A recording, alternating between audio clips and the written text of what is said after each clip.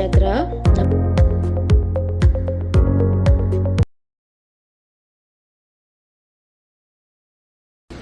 Untuk pengenalan, tanah adalah salah satu bahagian di struktur permukaan bumi yang terdiri daripada berbagai jenis dan merupakan asas yang sangat penting dalam aktiviti seharian seperti perumahan, pertanian, perlombongan dan pembelajaran serta aktiviti ini akan dijalankan oleh pihak-pihak tertentu bagi sesebuah negara.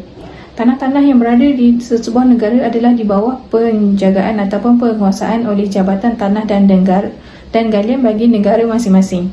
Seterusnya, Jabatan Tanah merupakan satu agensi kerajaan bagi sesebuah negara yang berfungsi sebagai penggerak utama dalam pengurusan mentadbir tanah-tanah di dalam sebuah negara tersebutlah. Jabatan ini juga mempunyai peranan seperti menyemak perundangan berkaitan pengurusan tanah dan mengemas kini hartanah persekutuan serta mengurus pembahagian pusaka kecil rakyat. Definisi cukai tanah. Definisi cukai tanah bagi negara Brunei. Cukai merupakan salah satu bentuk bayaran yang dikenakan oleh kerajaan negara Brunei kepada rakyat mereka. Antara cukai-cukai yang dikenakan oleh adalah cukai tanah. Cukai yang sangat penting bagi kerajaan Brunei. Cukai ini mempunyai fungsi-fungsi yang penting kepada negara mereka. Tujuan fungsi cukai tanah di negara Brunei adalah merupakan sumber pendapatan bagi negara mereka lah. Tujuan utama adalah dijadikan sebagai sumber pendapatan negara. Cukai ini dikenakan ke atas pemilik perumahan mengikut tempoh-tempoh tertentu yang telah ditetapkan bagi kerajaan negara Brunei. Pendapatan yang diperolehi daripada cukai-cukai ini akan digunakan oleh kerajaan negara Brunei untuk membangun negara mereka.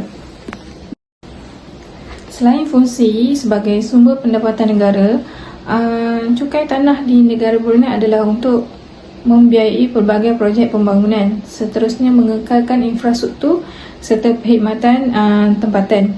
Ia juga akan memudahkan memberi kemudahan kepada rekreasi dan mempromosikan aktiviti rekreasi kepada rakyat mereka lah.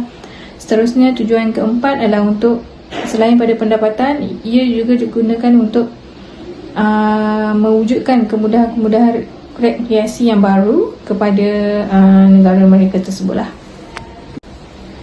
Selain fungsi untuk menambah sumber pendapatan negara, tujuan yang kedua adalah pendapatan yang diperolehi daripada cukai tersebut akan digunakan untuk membiayai projek-projek pembangunan kerajaan negara Brunei sendirilah.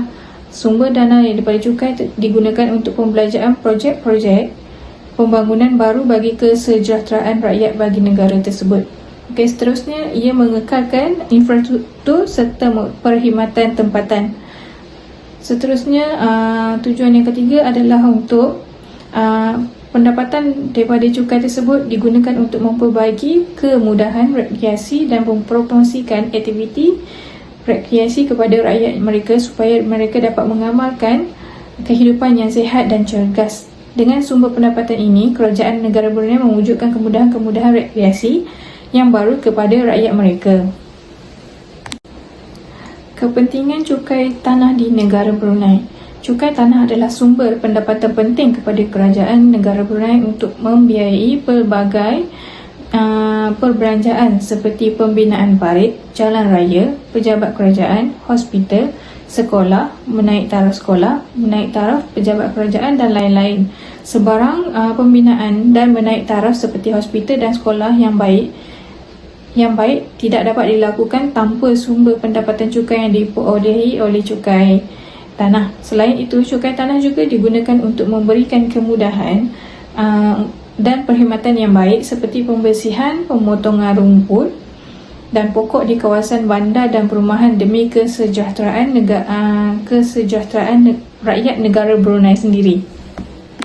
Antara kesan cukai di negara Malaysia, yang pertama adalah beban kepada yang berpendapatan rendah. Beban kepada yang berpendapatan rendah terutamanya kepada golongan yang berpendapatan seperti B40 dan M40, kerana jika terlewat bayar akan dikenakan penalti berbentuk wang kepada rakyat. Kedua, kepahaman rakyat tentang cukai tanah. Majoriti masih lagi belum memahami sistem percukaian yang merupakan satu tanggungjawab sosial mereka sebagai pembayar cukai.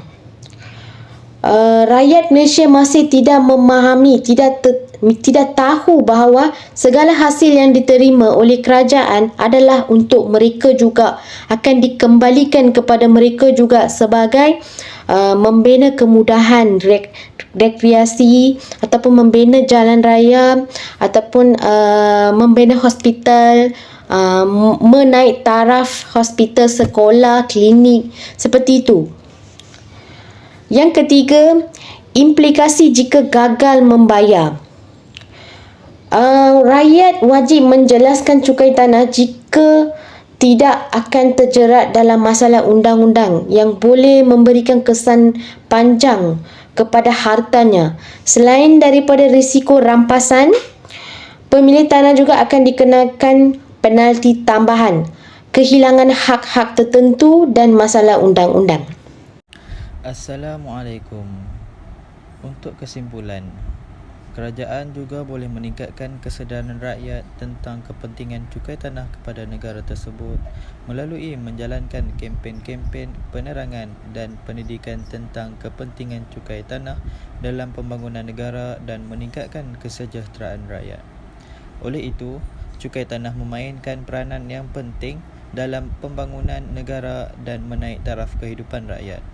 Di samping itu, rakyat negara juga perlu memahami kepentingan cukai tanah dan memberikan sokongan kepada Jabatan Tanah Negara dalam usaha mereka untuk memperbaiki ekonomi negara Brunei. Akhir sekali adalah diingatkan kepada semua pemilik tanah di negara Malaysia untuk melaksanakan tanggungjawab sebagai pemilik tanah dengan membuat pembayaran mengikut kadar-kadar yang telah ditetapkan dalam tempoh masa yang telah ditetapkan dan memastikan pembayaran dilakukan secara betul bagi mengelakkan sebarang implikasi negatif. Sekian daripada kami. Terima kasih.